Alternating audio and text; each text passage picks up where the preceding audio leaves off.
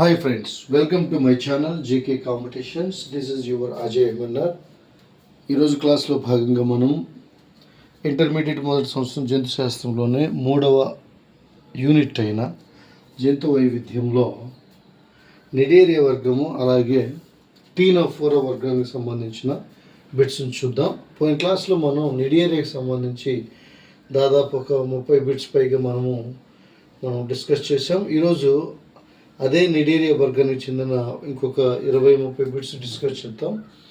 తర్వాత అది అయిపోయిన తర్వాత టీనోఫోరా వర్గానికి చెందిన బిట్స్ మనం డిస్కస్ చేద్దాం. సో వీడియో ఇంట్రెస్టింగ్ ఉండబోతుంది. ఎవరు కూడా మిస్ చేయొద్దు. ఎవరు కూడా చివరి వరకు చూడండి. ఎక్కడ స్కిప్ చేయకుండా చివరి వరకు చూడండి. వీడియో కనుక మీకు నచ్చినట్లయితే please like it, share it and subscribe it.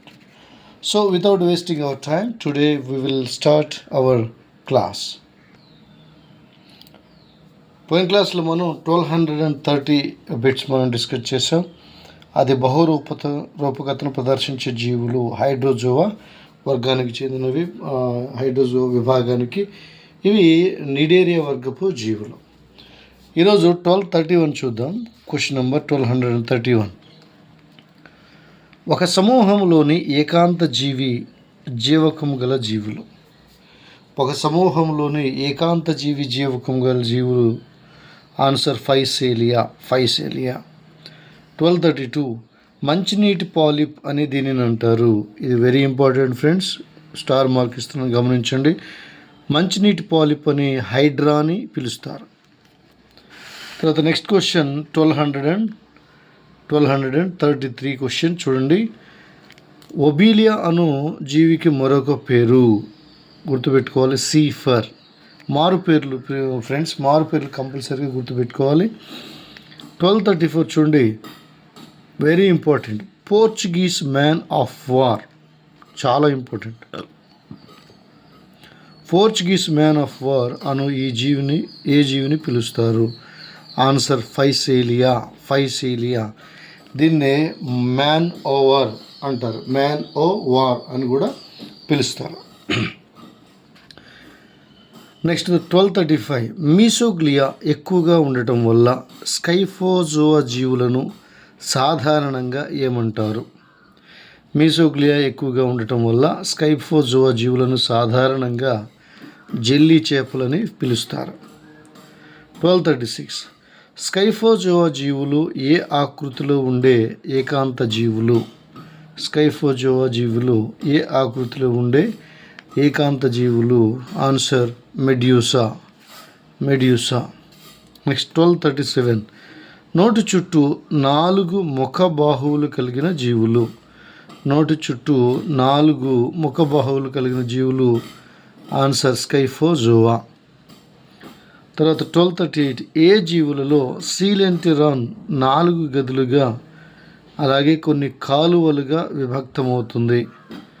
ఏ జీవులలో సీలెంటిరాన్ జఠర కుహరం అనేది 4 గదులుగా అలాగే కొన్ని కాలువలుగా విభక్తమవుతుంది? ఆన్సర్ స్కైఫోజోవా జీవుల్లో విభక్తమై ఉంటుంది. Next question 1239. క్వశ్చన్ నెంబర్ 1239 చూద్దాం. మధ్య శ్లేష్మ స్థరంలో అమీబోసైట్లు గల జీవులు. ఇది కూడా ఇంపార్టెంట్ ఫ్రెండ్స్, స్టార్ మార్క్ ఇస్తున్నాను. మధ్య శ్లేష్మ స్థరంలో అమీబోసైట్లు గల జీవులు స్కైఫోజోవా విభాగానికి చెందినవి. ఇవి నిడేరియా వర్గమునకు చెందిన జీవులు. 1240. స్కైఫోజోవా జీవులలో దంశకణాలు ఎక్కడ ఉంటాయి? ఆన్సర్ బాహ్య చర్మంలో అలాగే అంతశ్చర్మంలో కూడా ఉంటాయి. 1241. స్కైఫోజోవా జీవుల్లో బీజకణాలు ఎక్కడి నుండి ఏర్పడతాయి? స్కైఫోజోవా జీవుల్లో బీజకణాలు ఎక్కడి నుంచి ఏర్పడతాయి? ఆన్సర్ అంతస్త్వచము లేదా అంతశ్చర్మము. 1242. Question number 1242. అరేలియా అనే జీవికి గల మరొక పేరు. ఇది కూడా చాలా ఇంపార్టెంట్ ఫ్రెండ్, స్టార్ మార్క్ ఇస్తున్నాం, గమనించండి. అరేలియా అనే జీవికి గల మరొక పేరు జెల్లీ చేప లేదా మూన్ జిల్లీ, జెల్లీ చేప లేదా మూన్ జిల్లీ అని పిలుస్తారు. Next question 1243. అరేలియా రైజోస్టోమా ఏ విభాగానికి చెందిన జీవులు? ఆన్సర్ స్కైఫోజోవా. నెక్స్ట్ క్వశ్చన్, సీ అనిమోన్లని వేటిని పిలుస్తారు? సీ అనిమోన్లని ఆంథోజోవా లేదా యాక్టినోజోవా అనే విభాగానికి చెందిన జీవులను పిలుస్తారు. స్టార్ మార్క్ ఇచ్చాం, గమనించండి. 1245. పాలిప్ రూపాలను మాత్రమే కలిగి ఉన్న నిడేరియా వర్గపు జీవులు. ఇది కూడా ఇంపార్టెంట్ ఫ్రెండ్. దీనిలో మెడ్యూసా రూపం ఉండదు. పాలిప్ రూపాలను మాత్రమే కలిగి ఉన్న నిడేరియా వర్గపు జీవులు ఆంథోజోవా విభాగానికి చెందిన జీవులు. ఇదే ఎగ్జాంపుల్ సీ అనిమోన్. 1246. ఆంథోజోవన్లలో సీలెంట్రాను అనేక గదులుగా ఆయత విభాజకాలతో విభక్తమై ఉండుటను ఏమంటారు? ఇది కూడా ఇంపార్టెంట్, స్టార్ మార్క్ చూడండి. ఆంథోజోవన్లలో సీలెంట్రాను అనేక గదులుగా ఆయత విభాజకాలతో విభక్తమై ఉండుటను మీసెంటరీలు అంటారు. నెక్స్ట్ 1247. ఆంథోజోవన్లలో ఏ స్థరంలో సంయోజిక కణజాలం ఉంటుంది? ఆన్సర్ మధ్యశ్లేష్మ స్థరం. నెక్స్ట్ 1248 చూడండి. ఆంథోజోవన్లలో దంశ కణాలు ఎక్కడ ఉంటాయి? ఆన్సర్ బాహ్య చర్మం అలాగే అంతఃచర్మంలో ఉంటాయి. 1249. సి అనిమోన్లలో బీజ కణాలు ఎక్కడి నుంచి ఏర్పడతాయి? ఆన్సర్ అంతఃచర్మము. Next question 1250. క్వశ్చన్ నెంబర్ 1250 చూద్దాం. సి అనిమోన్కు గల మరొక పేరు. ఇది కూడా ఇంపార్టెంట్ ఫ్రెండ్, స్టార్ మార్క్ చూడండి. సి అనిమోన్కు గల మరొక పేరు అడామ్సియా. నెక్స్ట్ 1251. ప్రశస్తమైన ఎరుపు శిలా ప్రవాళం అని దేన్ని పిలుస్తారు? ఇది కూడా ఇంపార్టెంటే. ప్రశస్తమైన ఎరుపు శిలా ప్రవాళం అని దేన్ని పిలుస్తారు? ఆన్సర్ కొరాలియం రుబ్రం. నెక్స్ట్ సముద్ర విసనకర్ర అని దేనిని అంటారు? ఇది కూడా ఇంపార్టెంట్ ఫ్రెండ్. సముద్ర విసనకర్ర అని దేనిని అంటారు? ఆన్సర్ గార్గోనియా. 1253. సముద్ర కలం అని దేనిని అంటారు? ఇది కూడా చాలా ఇంపార్టెంట్. సముద్ర కలం అని దేనిని అంటారు? ఆన్సర్ పెన్నాట్యులా అనే జీవిని సముద్ర కలం అని పిలుస్తారు. గార్గోనియనేమో సముద్రపు విసనగర్ర అని పిలుస్తారు. సో డియర్ ఆస్పిరెంట్స్, ఇప్పటి వరకు కూడా మనం నిడేరియా వర్గానికి చెందిన క్వశ్చన్స్ని మనం డిస్కస్ చేసాం. ఇప్పుడు మనం మూడవ అకశేరుక వర్గమైన టీనోపోరా అనే వర్గానికి సంబంధించిన క్వశ్చన్లు మనం చూద్దాం. క్వశ్చన్ నెంబర్ 1254 చూడండి. నిడేరియాల సన్నిహిత సంబంధికులు అని ఏ వర్గపు జీవులను అంటారు? చాలా ఇంపార్టెంట్ ఫ్రెండ్, చాలా ఇంపార్టెంట్. టీనోఫోరా వర్గపు జీవులను నిడేరియా వర్గపు జీవుల సన్నిహిత సంబంధికులని పిలుస్తారు. 1255. సీ వాల్నట్స్ లేదా కోమ్ జెల్లీలు లేదా సీ గూస్ బెర్రీలు అని ఏ వర్గపు జీవులను పిలుస్తారు? ఏమంటారు? సీ వాల్నట్స్ అనొచ్చు, లేదా కోమ్ జెల్లీలని పిలవచ్చు, లేదా సీ గూస్ బెర్రీలను కూడా పిలవచ్చు. ఈ వర్గపు జీవులను ఆ వర్గమే టీనోఫోరా. ఇది కూడా ఇంపార్టెంట్, స్టార్ మార్క్ గమనించండి. 1256. టీనోఫోరా జీవుల యొక్క లక్షణాలు చూడండి. ఇవి సముద్ర జల జీవులు, ఇవి ద్విస్తరిత జీవులు, అలాగే వలయ సౌష్ఠవాన్ని ప్రదర్శిస్తాయి, ఇంకా కణజాల స్థాయి కలిగిన జీవులు. ఇవి వీటి యొక్క ప్రధాన లక్షణాలు, టీనోఫోరా వర్గపు జీవుల యొక్క ప్రధాన లక్షణాలు. 1257 క్వశ్చన్ నెంబర్. టీనోఫోరా జీవుల శరీర బాహ్యతలం మీద గల 8 వరుసల శైలికామయ ఫలకాలను ఏమంటారు? 8 వరుసల శైలికామయ ఫలకాలను కంకాకార ఫలకాలు అంటారు. ఇది కూడా చాలా ఇంపార్టెంట్ ఫ్రెండ్స్, స్టార్ మార్క్ చూడండి. కంకాకార ఫలకాలు. తర్వాత క్వశ్చన్ నెంబర్ 1258 చూడండి. Question number 1258. టీనోఫోరా జీవులకు ఆ పేరు ఎలా వచ్చింది? టీనోఫోరా జీవులకు ఆ పేరు ఎలా వచ్చిందంటే బికాజ్ ఆఫ్ దీస్, ఈ కంకాకార ఫలకాల వల్లనే వచ్చింది. ఈ కంకాకార ఫలకాలు గమనానికి ఉపయోగపడతాయి, చెలించడానికి ఉపయోగపడతాయి. నెక్స్ట్ 1259.